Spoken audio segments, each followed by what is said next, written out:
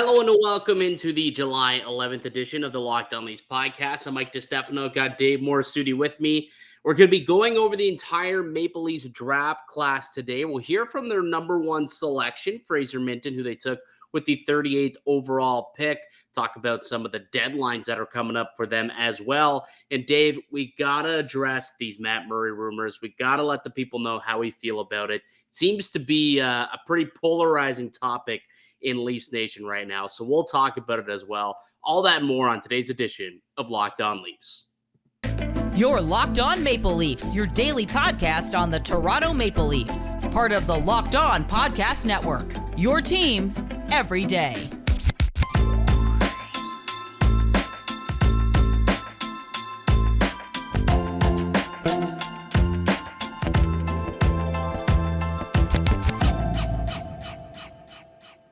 Hello and welcome to the Locked On Leafs podcast, a one-stop shop for all things Leafs. I'm your host, Mike DiStefano from TSN 1050 Toronto Radio, also known as Al's brother on TSN's Overdrive and TSN 1050's Leafs Lunch. Joining me, it's my co-host, Dave Morassutti from Sportsnet, also writer for the NHL PA. Locked On Leafs is a daily Maple Leaf-centric podcast, so be sure to subscribe for free wherever you get your podcasts from. You can also now catch us up on video on YouTube. Search up Locked On Leafs on YouTube. All right, Dave, we got a bunch of stuff that we got to get into today. But before we do, want to let the good folks know that today's episode is brought to you by BetOnline. BetOnline has you covered this season with more props, odds, and lines than ever before. BetOnline, it's where the game starts. All right, we'll get into the Leafs draft class. We'll listen to what Fraser Minten had to say. The Leafs first pick, who they took 38th overall after sliding down those 13 spots after getting rid of Peter Mrazek. But before we get into all of that, I think we got to get into the Matt Murray discussion first, because that seems to be the more percolating situation within Leafs Nation. So if you haven't heard, I don't know if we could pull this up potentially. Elliot Friedman sent out a bit of a bomb earlier today on Twitter saying talks seem to be intensifying. Yeah, word is that Ottawa and Toronto have intensified discussions around Matt Murray. We'll see how things play out, but those conversations continue. And then there was a subsequent tweet from Bruce Garrioch of the Ottawa Sun coming out and saying that these really started heavily at the draft and have continued since. So, Dave, Matt Murray, how do you feel about this report here, pal?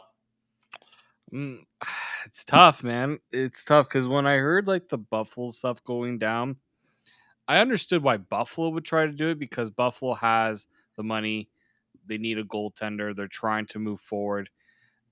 We know why the Leafs moved off of Peter Mrazek, and we talked about this. Like if Matt Murray is a buy low option, you consider. But if it's equal money to Mrazek, it almost feels like a little bit of a parallel move, just because the issue I have with Matt Murray, it's less about performance and more about the injury problems. Yeah. Because if any goaltender that's gone through the injuries that Matt Murray has gone through the last few seasons, it's going to directly impact performance. And that's always been my concern about, you're paying a guy, Ottawa's paying a guy $6.25 million. I know in the Leafs case, no chance in heck they're paying anywhere close to that for Matt Murray. We already know that the deal between the Senators and the Sabres would have been trading Matt Murray and the seventh overall pick, getting, I think it was 16th overall, and Ottawa would still have to retain some salary, but the assumption is maybe not as much, in the Buffalo trade, because at least Buffalo is getting a pretty decent draft capital back in return. My question here is, and a lot of people are probably wondering what's going the other way. My question is, how much is Ottawa even willing to retain? Because they're doing this because money, right? They don't want to pay Matt Murray what he's being paid. No. So can we realistically expect them to take half that deal for the next 2 years? I don't know if they even would want to do that. Yeah, they have two options, and it needs to happen ASAP because tomorrow is the deadline so there's like two deadlines right now that the whole league is under. One is tomorrow, and that's the buyout deadline. So you have until tomorrow to buy out players. So if they're going to buy out Matt Murray, then that needs to be done tomorrow. But if they don't, they could rather figure out a way to make a trade. That way they don't have to have cap hit under, for the next 2 years after these two, because it ends up kind of doubling up. Mm-hmm. Then you got to trade him. And there was other reports saying that they are in a hurry to trade him so that they don't have these cap issues, because 2-3 years from now is when, Stützle and Sanderson and like all these young players who they had signed and who are rookies, young guys, Josh Norris, Pinto, they're all going to be up for contract in 2, 3, 4 years. And you need to have that cap space. So they don't want to necessarily do that right now while their young stars are still under their ELCs or their cheap contracts. It's the next 2 years they can afford to retain, a good chunk of that money, and they would be okay with it. But it's extending further that I think becomes a bit problematic for a team that, in all intents and purposes, seems like they're maybe under new-ish ownership, different family members, I suppose, with the passing of Eugene Melnyk. Maybe they're willing to spend money now. Like maybe that's the case. So they'd be willing to eat that money if it means, making the team better by creating that cap space. But they got to figure that out in the next 24 hours. They got to figure that out by Monday, July 11th, right? That's the deadline to buy out your players. So if a deal is going to happen, and I guess those who are listening, this is Monday right now. If you're listening, a deal may have gone down by the time half the people do, but it basically is going to have to happen on the Monday, or they're probably going to have to end up buying him out. I don't see him going back. So if you're Toronto, you could sit there and say, hey, we don't have to really give you anything. And we know he's willing to come here because he was willing to waive to come here in a trade. So if you get into a desperate situation where you have to buy this guy out, there's a good chance he's coming to Toronto. Anyway, so we don't have to give you anything, first of all. So if you want us to take him so you don't have to do the buyout and screw your cap situation 3-4 years from now, you got to give us something. So it sounds like there'll be a pretty big sweetener involved if you bring in Matt Murray. If you think about Buffalo, I mean, dropping from 7th to 16th, they're going up, suppose, from 16th all the way up to 7th. That's a pretty good sweetener. There's a lot of value there. Yeah. And a name that is getting floated around right now, I've been hearing, which is interesting. Heard Connor Brown's name get floated out there by some people saying, what if Connor Brown's that kind of sweetener that you get back, or maybe a Ridley Gregg, potentially a prospect?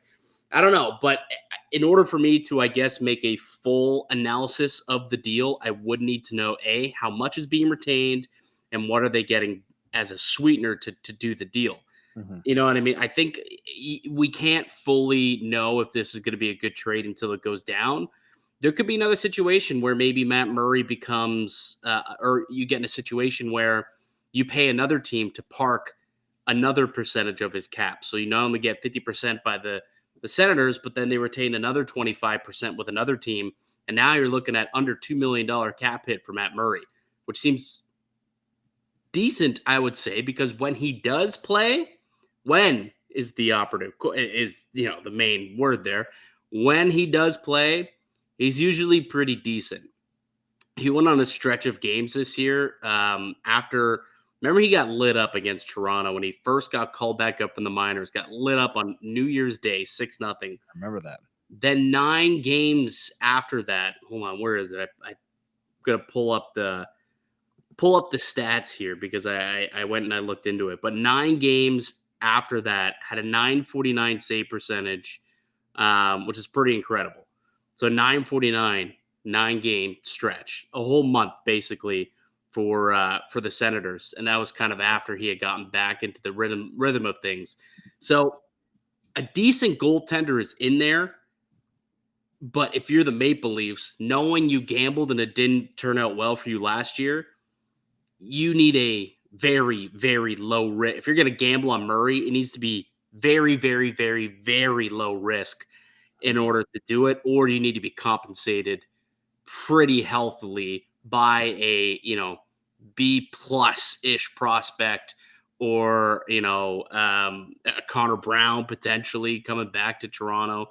That would be okay, I guess. But I think we're going to need to see what the deal is before we can fully evaluate it. But I'm not closing the door on Matt Murray. At least I'll say that. I wouldn't completely rule it out, but it depends on what the sweeteners are.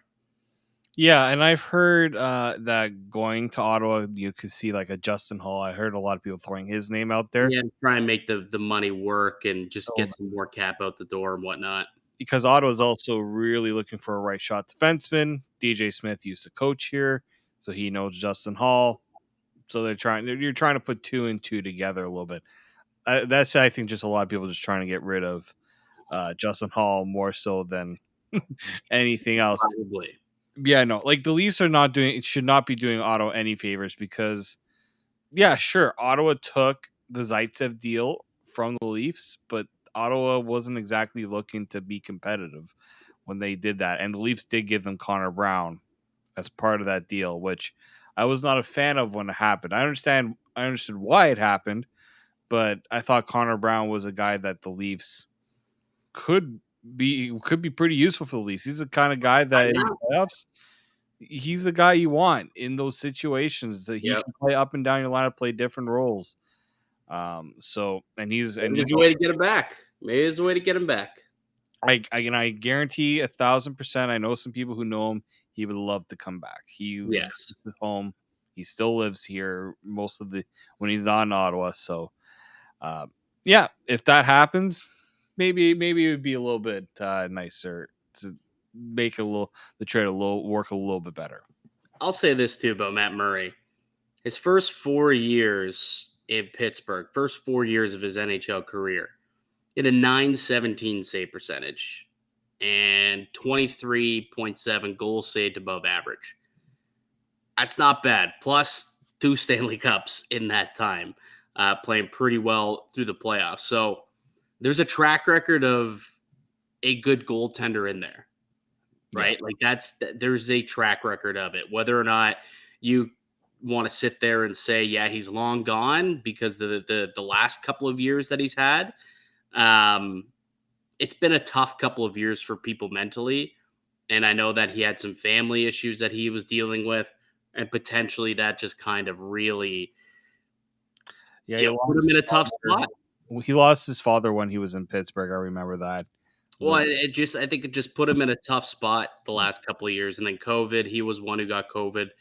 And perhaps, a new change of scenery can kind of change his perspective. And the Leafs might be able, with all the resources they have, can help him kind of fight through some adversity and stuff that he's been dealing with, if that is the case. And maybe they can, get him back to being that Stanley Cup caliber goaltender that he was early on in his career that made the Pittsburgh Penguins say, bye-bye, Marc-Andre Fleury. This is our goalie of the future.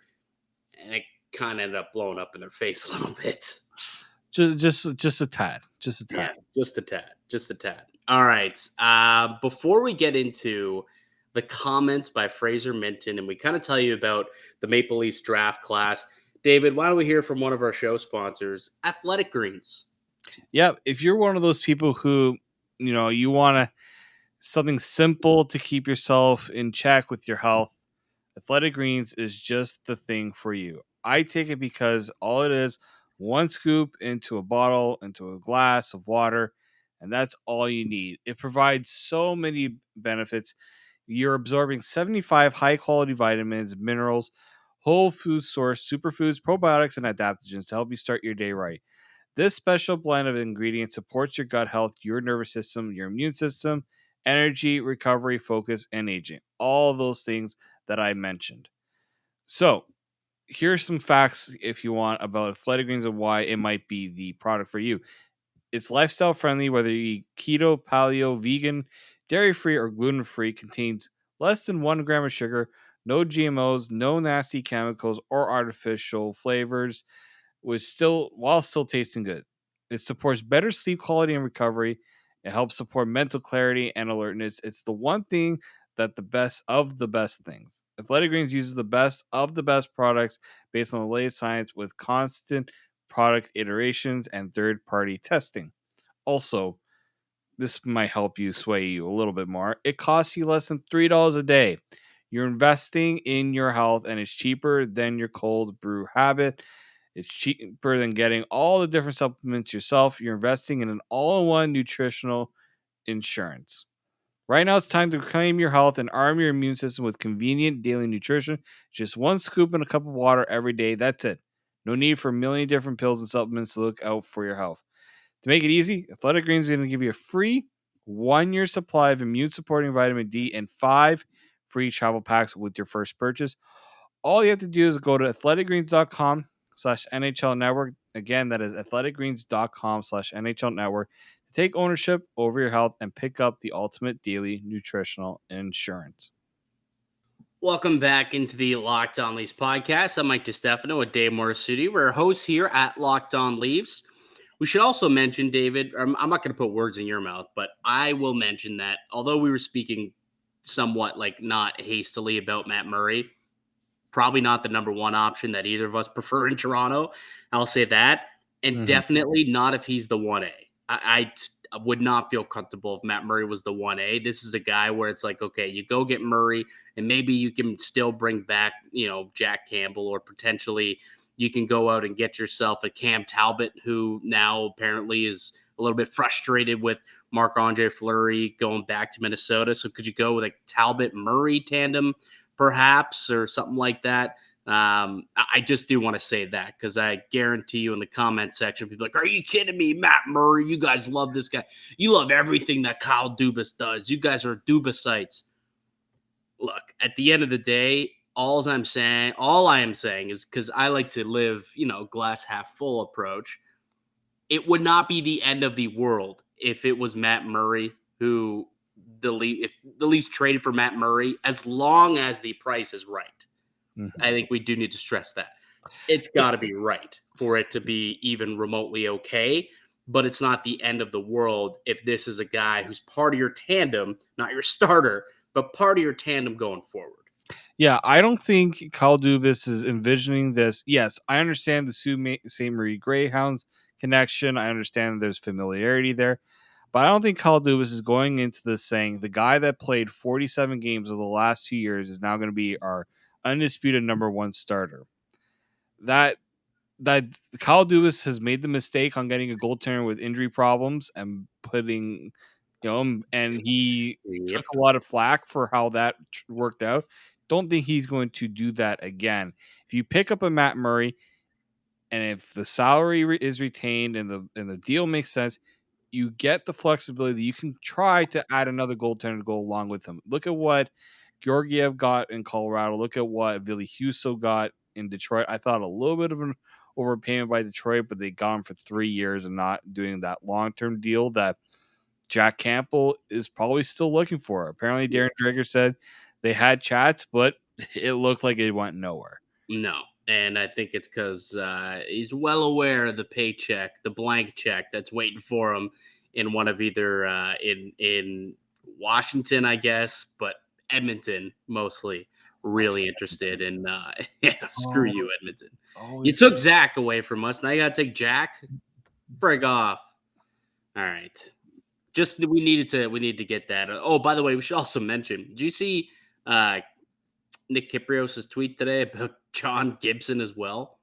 Yeah, I thought we were done with the John Gibson stuff. Like, I personally, as soon as John Gibson kind of made the thing is, the cap space that they created by moving on from Peter Mrazek made Gibson a little bit more palatable in terms of like what that would do for the cap.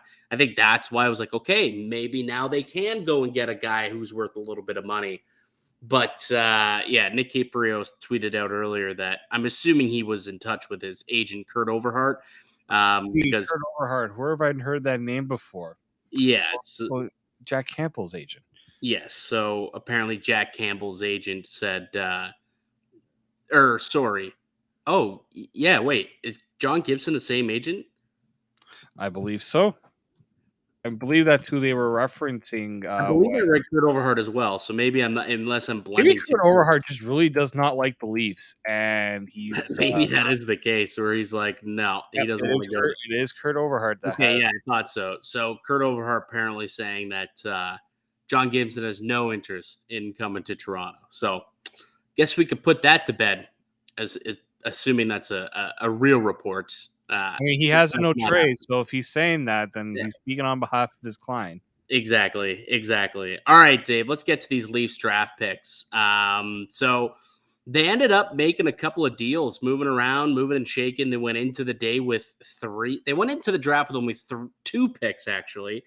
In day number 2, they had a third and a seventh, and then they ended up picking 5 players on Friday. So they ended up with 5 guys in the draft instead of the 3 that they went in with the draft pick. So the reason I was talking about, because they had 1 in day 1 and 2 in day 2, right? Yeah, because they went into the draft with 1 in the first day and 2 in the second day, but then it became 3 in the second day, and then it became more than that. Yes. So let's go through them. Let's talk about the first pick that the Maple Leafs were able to take. Fraser Minten. He's a centerman, 6'1", 185 pounds. Played for the Kamloops Blazers in the WHL this season. Had 20 goals, 55 points in 67 games, and then scored another 6 goals in 17 playoff games for the Blazers. And likes to fancy himself as a two-way centerman, which I like to hear that. It's something that Toronto could definitely use. And we had speculated that there's we speculated the reason why Mrazek was dumped out right as the draft was happening was because somebody who they had their eye on must have went. And Josh Cloak actually said that Liam Ogren, after he came off the board to the Wild at number 19, that's when they started getting on the horn. So then clearly Fraser Minten was still part of the group of players that they said, you know what, if we drop back to 38, this cluster of players will still be there.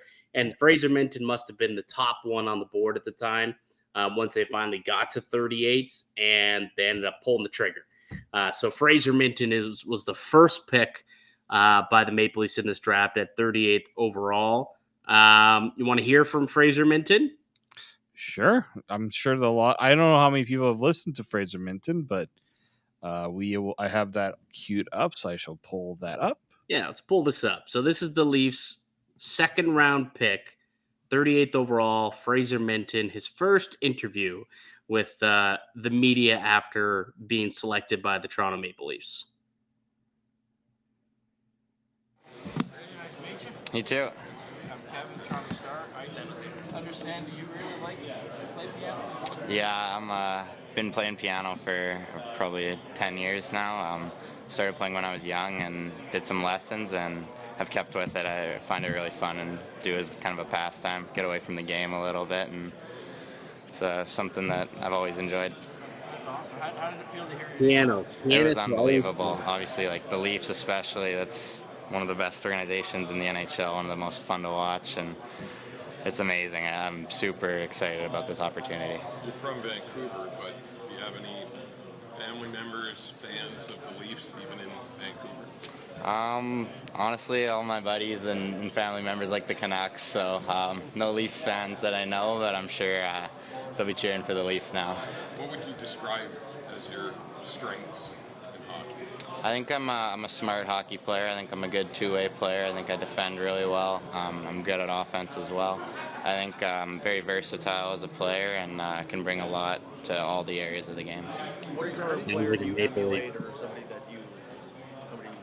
inspires you? Yeah, being a big Canucks fan, I like watching Horvat a lot. Good two-way player. I like watching Michael Backlund on the on the Flames there.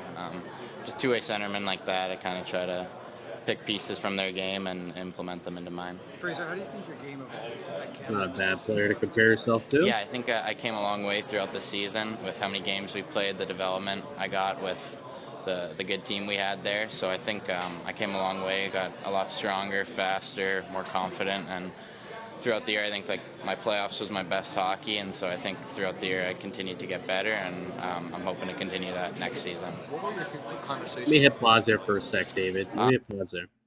So I think it's a really important thing to note because I find it this kind of similar to the Matthew Nye story in a way where a bit of a slow start, but a hot finish and a hot playoff. And it caught the eye of the GM and the coach and of scouts with a hot playoffs. And I wonder if you know, it's a similar story here where it's, okay, we see progression from the beginning of the year into where he's at right now, playing his best hockey. And this is a player who had only turned 18 like a couple of days before the draft, so he's pretty young. I wonder if they look at that and they say, the amount of growth that we saw over the course of these 6 months from the beginning of the season to the end of his playoffs, imagine the type of growth he'll take, in his draft plus 1 year, plus 2 year, and then maybe play a year of pro, and then who knows, 3 years down the line, how much better of a player he can be. Like that's what I like. And when we listen to Kyle Dubas in his press availability going into the draft, what he said was, we're looking for the player where 5 years from now we can say, yeah, we took the best guy who was left on the board at 85. Not just someone who could fill, a contract slot, but the best player available 5 years from now who is still left on the board. And maybe that's where they see the development curve really speed up these last, like in the final half of the season. And they say, hey, if we can keep going on that trajectory, maybe we got a player here. Yeah, and it's clear that they had a particular player that they were looking for, and they're trying to address the need, right? We've seen in the past they went for the highly skilled, smallish forward. This time they went with the highly intelligent two-way player. It doesn't necessarily have the, maybe does the elite hockey, like elite skills in terms of offense, but I watched some video of Fraser, and I saw him lay down a nice hit. I can't remember who it was on, but just a guy went to go and lay a hit on him, and he just like shrugged it off like it was nothing. And like as you said, Mike, this guy is only 8. He's a late birthday too. He just turned 18, right? So, and he's already 6'1", 185 pounds. So, right, and so he's only like, this is just the beginning for him, right? As you mentioned, he hasn't hit his physical peak. He probably has a long ways to go in terms of what he can do on the ice. So, for the Leafs, you're looking for, it's going to be a little bit of a project, but maybe one worth taking. Kamloops, I don't know if you know this, Mike, is hosting the Memorial Cup in 2023. Oh, 2023. Okay, so yeah, he'll be in the Mem Cup next year. He will be in the Mem Cup next year. So, love that. That's very, very good. We know that we kind of like to watch the prospects on the big stage, and what bigger stage than the Memorial Cup. So that'd be a nice thing there. So, yeah, I think, some people may have been confused with this selection. I know Bobby Mack had him at 47 on his list. I think Scott Wheeler had him at... Yeah, he was a little bit lower on Scott Wheeler's list, and I think he was like a late 2, early 3 type of selection, and ends up going early 2. So a small reach, according to, if you look at draft boards. We're gonna have Nick Richard on, actually. Great follow on Twitter. Yeah. Also writes for the Leafs Nation Network. We're gonna have him on in the next couple of days, and he'll give us more of a background. He's been diving into these guys, grinding away at the tape. He'll give us some more information on these players, and we'll get more of a scouting report on all of these guys. But from what we gather so far is they like the upside of a Fraser Minten, and they liked what they saw in the back half. And according to Fraser, his playoff was the best that he had played all season. And that's, again, a similar story to Matthew Nyes, where the playoffs were the best that he had played all year, and that's what caught the eye of Kyle Dubas. I wonder if this similar situation happened here, where it's like, okay, I like that. Let's get that. Whereas maybe some GMs didn't really, watch this guy enough in the playoffs, or they didn't value his back half of the season as highly as Kyle Dubas seems to do. Who knows? Let's hear the rest of the interview here. I had lots of good conversations with the Leafs. They showed a lot of interest immediately after the end of my season, so I was kind of honestly hoping that it would work out with it being such an amazing place to play in Canada. So I'm very happy with the result. Any surprising questions for you in the interview process? No, they didn't grill me too bad or trick me up. It was pretty straightforward. You mentioned you're a smart hockey player. What does that look like on the ice? What does that allow you to do being a smart hockey player?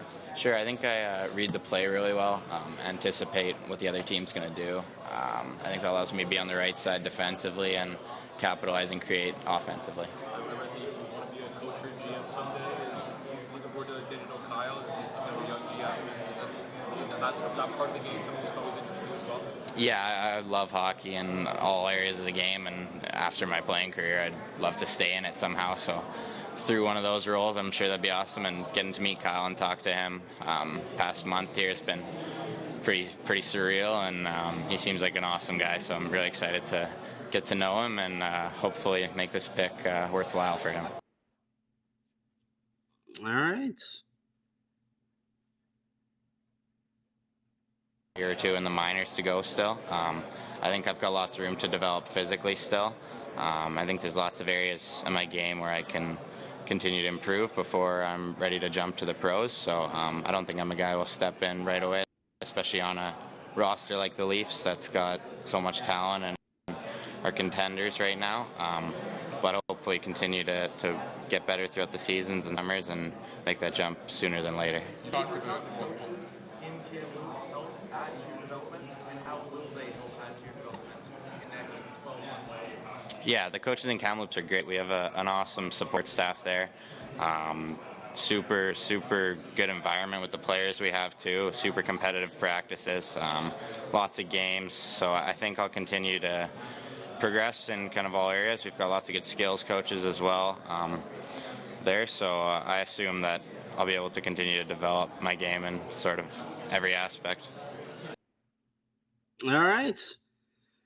I like the fact that he is aware that he believes that he still does need 2 or 3 years before he can make a dent into the NHL. So it's like that awareness that I really like, and probably just goes to the fact that he's a smart dude. Anyone who plays the piano, I always just automatically, you got at least like an extra 110 IQ points or something like that. Thank you, Mike. If that's how it works. I think that's how it works. But like, Yeah, thank you for that compliment. I don't know if you noticed the piano.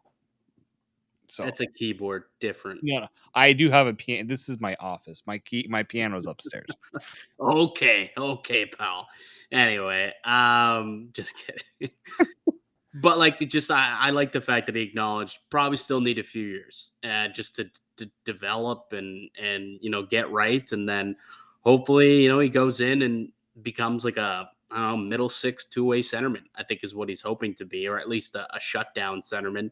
Doesn't look like his offensive numbers really jump out, but who knows? Perhaps that's the type of stuff that over the course of your 18th, 19th, 20th, 21st year, once you get into with the Marlies and whatnot, they could work on his shooting, his skating, and all of a sudden maybe he does become a two-way threat.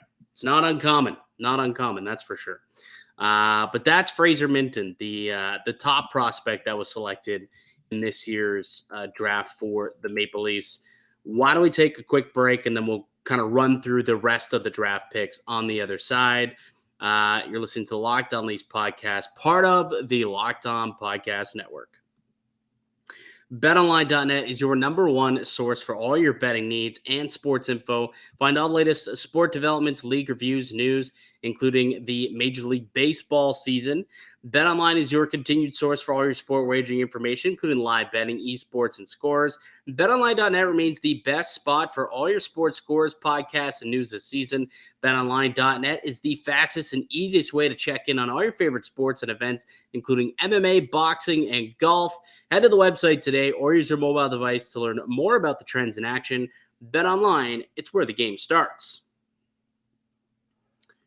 Welcome back into the Locked On Leafs podcast. I'm Mike DiStefano with Dave Morassutti. We're rolling through the draft class by the Toronto Maple Leafs and the 2022 NHL entry draft. We just spoke about Fraser Minten, the first player who the Leafs took in the draft at 38th overall. And then they had a pick in the third round, and they ended up with Nick Moldenhauer.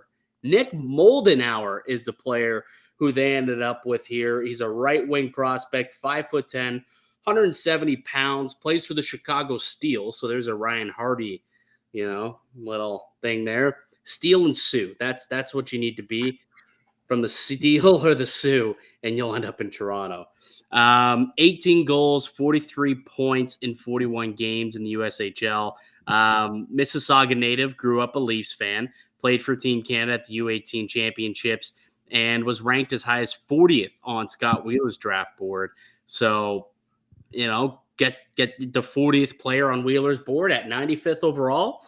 He's a hometown boy, not too shabby, and something that I was reading too. And maybe this, again, going back to how much I think Dubas and the scouting staff, how much stock they put into the second half of the season, because he missed the beginning of this year with an illness and then ended up with a skate laceration, took a skate to the chin, 175 stitches, Dave. 175 stitches across this dude's chin, and came back and apparently didn't miss a beat. Ended up over a point per game after that. So that's pretty solid. Perry's got really, really good hands, more of a playmaker type of player. But I think that's a solid pick that you get there in the third round.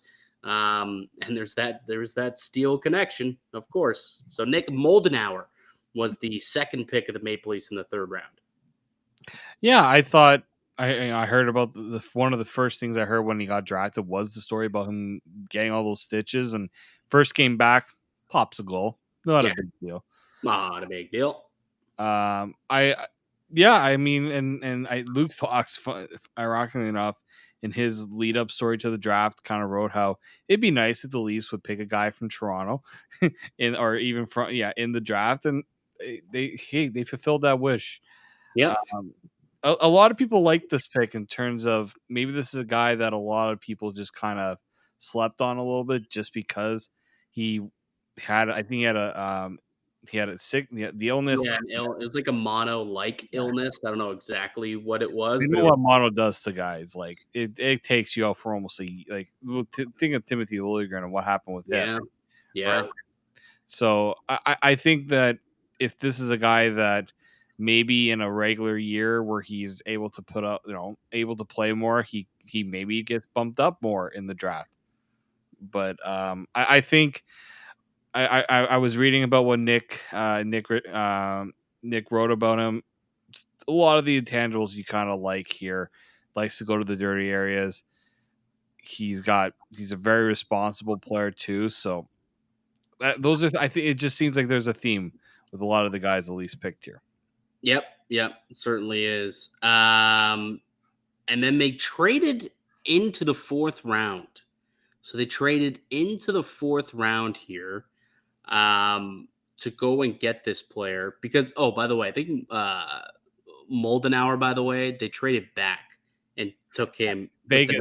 Yeah, they traded with Vegas. Vegas did that a few times. Yeah, well, they had a bunch of draft picks, so why not?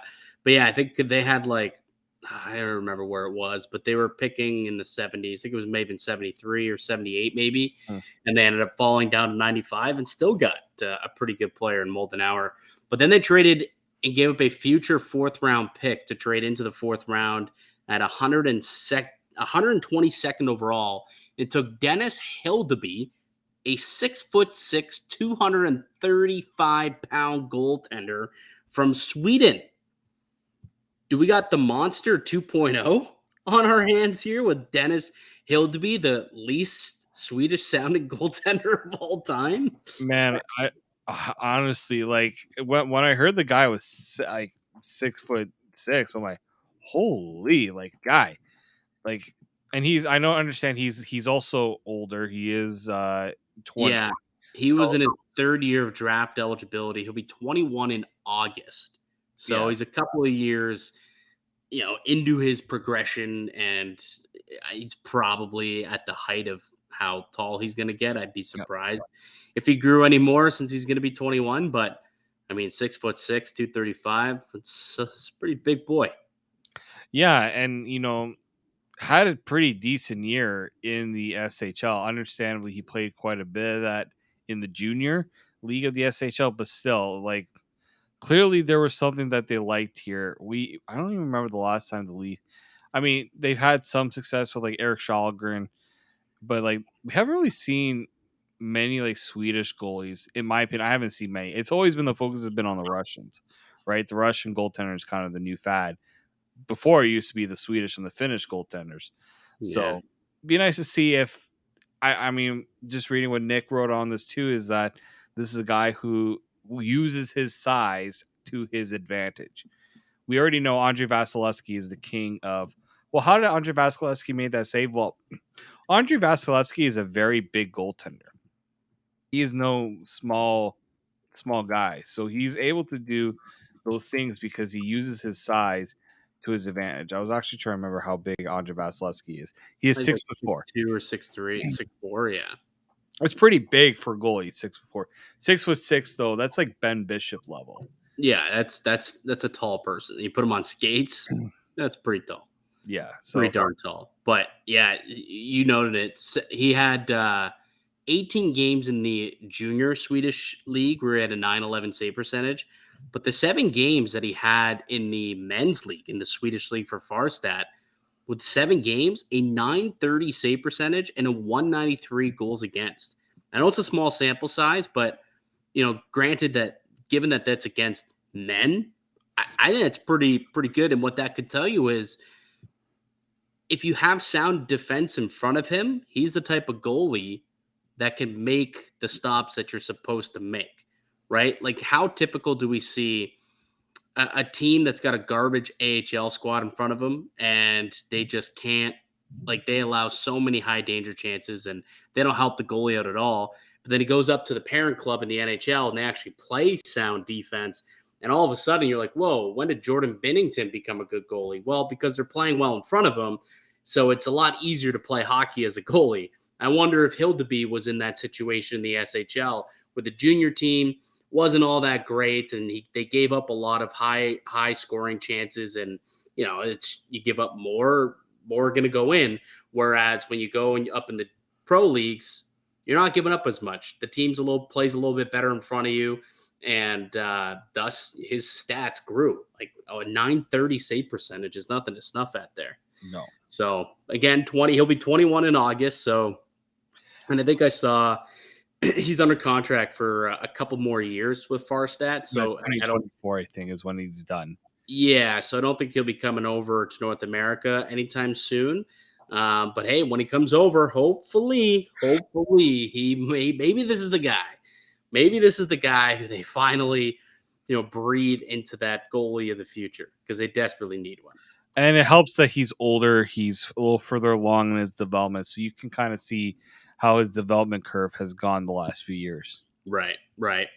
All right. So with one of the pick that they got by moving down into the third round was 135. So this is one of the picks that they added in the draft. And they took a Russian kid, Nikita Grebyonkin, right winger, 6'2", 183 pounds. Had 64 points in 58 games in the MHL this season, and then had 13 points in 9 playoff games as well for his team. So, a guy who I guess you look at that is more of a playmaker than he is a goal scorer, but 11 assists in 9 playoff games, pretty good. And he wore an A on his sweater, so somebody who you look at, if you're wearing an A on your sweater at 18 years old, you're probably pretty good, or 19, sorry, because he was a second-year eligible draftee. So he was a redraft player as well. Yeah. But hey, you wear an A on your sweater at a young age, or at any age, really, show some good leadership. So Nikita Grebyonkin, the only Russian that they decided to go out and get this year, which, again, was something to track throughout the draft this year was, what are they going to do with the Russians? There is a weird situation going on with Nikita or Kirill Kaprizov right now. Yeah. Apparently he's been denied entry into the U.S. twice by Russian airports. So there's a lot of speculation about what's going to happen with a lot of these guys if they're trying to come back into the States. So it caused some guys to fall, I think, and maybe that allowed them to get a pretty solid player in the 5th round in Nikita Grebyonkin. He's got some good size, 6'2", 183 at 19 years old. He can, grow into that frame a little bit. Nice little playmaker. And I also read that he's got some good puck protection as well. So I think it's a decent pick, and yeah, we'll see what ends up happening with him. I'm sure he's years away from making an indent in with the Leafs or with the Marlies, but 5th round pick, you're throwing darts at that point, man. You're throwing darts. Yeah, you're kind of going, maybe gamble a little bit. You can afford to be a little more risky with a 5th round pick than you are with a 2nd, 3rd round pick. And then in the 7th round, with their final pick in the draft, they selected Brandon Lisowsky, left winger from the Saskatoon Blades. Bit of an undersized guy, 5'8", 171 pounds. Now, he's listed at 5'8", but when I was listening to the broadcast, they're like, this guy might be a little shorter than 5'8". He might be like 5'6" or so. But listed at 5'8", 171 pounds, 33 goals this year in 68 games for the Saskatoon Blades. Also had 3 goals in 5 playoff games. So that 33 goals that he scored finished behind only Jagger Furcus and Matthew Savoy for most goals out of any WHL draft eligible player. So to get that in the 7th round, that's pretty good, man. Pretty good. And obviously, if you're getting 33 tucks a season, pretty good shot. Known for having a really, really solid elite shot, actually. And what I read was, and probably the biggest reason why he fell all the way to the 7th round. First of all, the size, 5'8", 171 pounds. Typically, defensively gets boxed out a little bit, not too strong defensively, but also lacks some speed as well. So those two things don't typically add up. But if he can work with the Maple Leafs development team and they could get him up to speed, quite literally, and work on putting on some strength there, maybe he could be a player. But I mean, it's a 7th round pick, playing darts here, darts once again. No, for sure. That's the draft class, David. You know what? 2nd year in a row, the Leafs did not take a defenseman in the draft. Yeah, I noticed that. They did not go defenseman. How do you feel about that?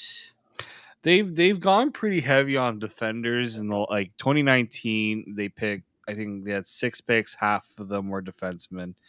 2020, when they had a ton of picks, 2, 3, 4 defensemen. So I think they just feel like you just got to pick the best player available. And I've also kind of believed that they needed to add a bit of talent to their forward group. Like, I just feel like I look at their forward prospects and they don't strike me very well as much as like the defensemen, right?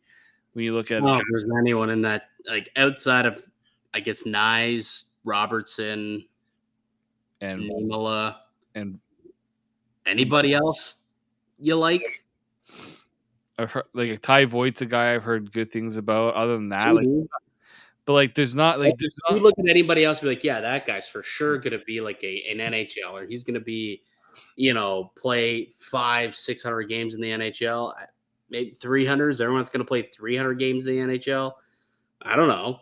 I can't tell you for certainty. No one I'd bet on. No, not really. So could happen. I'm sure there's going to be multiple that do, but I'm not willing to put money on anyone besides those 3 turning out to be like everyday NHLers. Is basically what I'm getting at. Is there an everyday NHLer in this group? We won't know. For a couple of years, but it sounds like Fraser Minten has, bottom 9 capabilities. Dennis Hildeby, I like the size. I like what he did against men this year in the SHL. Nick Moldenhauer is a player who has, really good puck handling skills. So hopefully he can turn into something if he can stay healthy. So there's a lot of guys that you like what they bring to the table. Even Lisowsky, like when you're picking guys in the 7th round, typically, it's toolsy guys. Like, these guys will do one thing that's really well, and then you got to develop the rest. Like Lisowsky, he's a great shooter, right? 33 goals in his draft year in 68 games. Like, that guy can shoot the puck. That guy can score. Doesn't do a whole lot else, right? So you got to develop the rest of that. And the Leafs are in that boat with a lot of players over the last few seasons. And hopefully they do hit and they do make their mark in the NHL at some points. We'll see. But I did want to also note that we had I posted this on our Twitter, the Locked On Leafs Twitter. How would you grade the Leafs 2022 draft? 64%, a whopping 64%. Give it a B. So they gave it a B. So it looks like Leafs Nation content with the draft. There it is right there. 8% gave it an A. We'll round up to 9.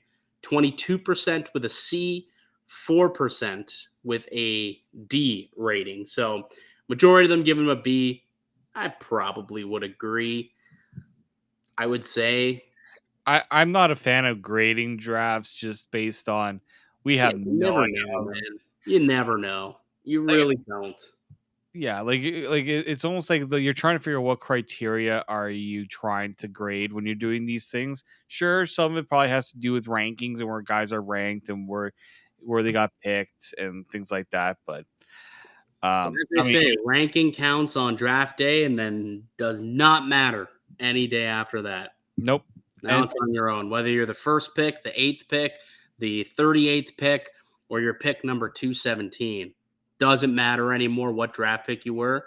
It's on you to work as hard as you can to get to the NHL and be as impactful in that league as you can. And everyone's starting from the start line now at this point. yeah. New starting points, right? Like think back to 2015, how many people gave that maybe a great draft ranking, and then you're thinking, 7 years forward, maybe not the best. Yeah, no. Outside of the number 1 pick, nah, not the best. Outside of Mitch Marner, not the best. You could say the same thing about 2016. Go look at 2016. After Austin Matthews, Igor Korshkov. Like you took Igor with your second pick, and Grunstrom was also in that draft. Grunstrom would have been a good player. He turned into being a decent player. Against Edmonton, especially for LA. Not bad. Let's see. Yeah, like Joseph Wall, jury's still out. We still haven't seen him play a full year yet. Adam Brooks, the Leafs have tried many times to keep him around, and that's the thing about drafts. Like it's so hard to really get a feel for it until you're 3, 4 years, 5 years later. You never know. You really never know. They say the 5 years is about when you could give a proper draft grade.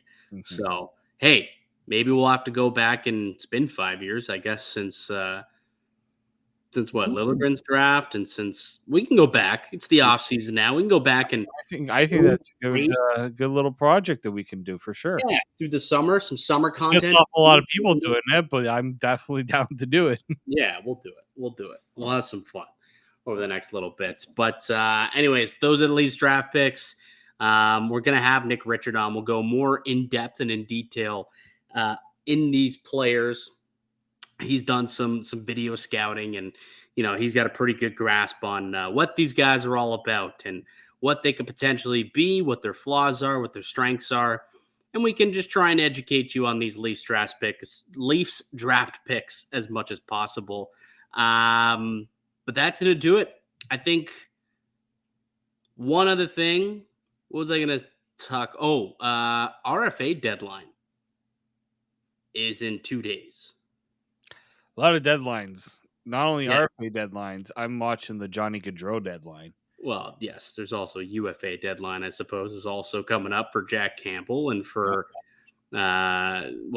somewhat Mikheyev, but not really. But RFA deadlines, and there's still some players that do need to get some RFA. It's not just Rasmus Sandin. He needs to be tendered an RFA contract.